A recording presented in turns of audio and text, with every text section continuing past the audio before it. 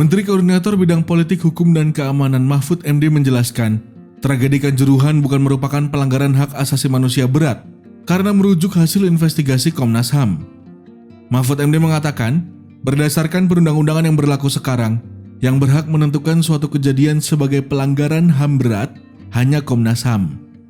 Betul, saya katakan itu tragedi Kanjuruhan bukan HAM berat. Selasa kemarin di depan PBNU dan para ulama di Surabaya, itu adalah hasil penyelidikan Komnas HAM. Menurut hukum yang bisa menetapkan adanya pelanggaran HAM berat atau tidak itu hanya Komnas HAM. Cuit Mahfud lewat akun Twitter @mohmahfudmd, Rabu 28 Desember. Mahfud berpendapat, masih banyak masyarakat yang belum bisa membedakan pelanggaran HAM berat dengan tindak pidana atau kejahatan. Menurutnya, tragedi Kanjuruhan masuk ke kategori kejahatan berat, namun bukan pelanggaran HAM berat. Di sisi lain, Mahfud mengakui suatu tindak pidana yang hanya menewaskan beberapa orang juga bisa menjadi pelanggaran HAM berat.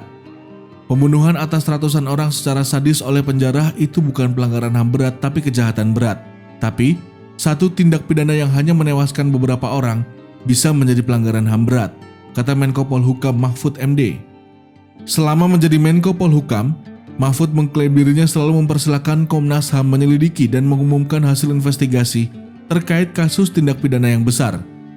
Mahfud tidak ingin publik merasa ada rekayasa jika pemerintah yang mengumumkan pelanggaran HAM. Misal kasus Wadas, kasus Yeremia, tragedi Kanjuruhan, dan lain-lain. Kalau pemerintah yang mengumumkan bisa dibilang rekayasa, tulis Menko Polhukam Mahfud MD. Sebelumnya, Komnas HAM menyampaikan, berdasarkan hasil investigasi terjadi 7 pelanggaran hak asasi manusia dalam tragedi Kanjuruhan, Rabu 2 November. Pelanggaran HAM yang dimaksud adalah penggunaan kekuatan berlebihan, pelanggaran hak memperoleh keadilan, hak untuk hidup, dan hak kesehatan. Pelanggaran HAM lainnya adalah pelanggaran hak atas rasa aman, hak anak, serta pelanggaran terhadap bisnis dan hak asasi manusia. Kesimpulannya adalah peristiwa tragedi kemanusiaan Kanjuruhan merupakan peristiwa pelanggaran hak asasi manusia yang terjadi akibat tata kelola yang diselenggarakan dengan cara tidak menjalankan, menghormati, dan memastikan prinsip dan norma keselamatan dan keamanan dalam penyelenggaraan sepak bola. Selain itu juga terjadi karena tindakan excessive use of force.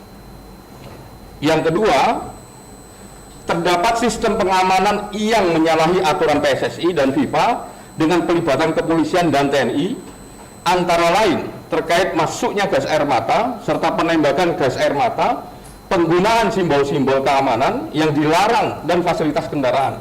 Jadi fasilitas kendaraan itu termasuk barakuda.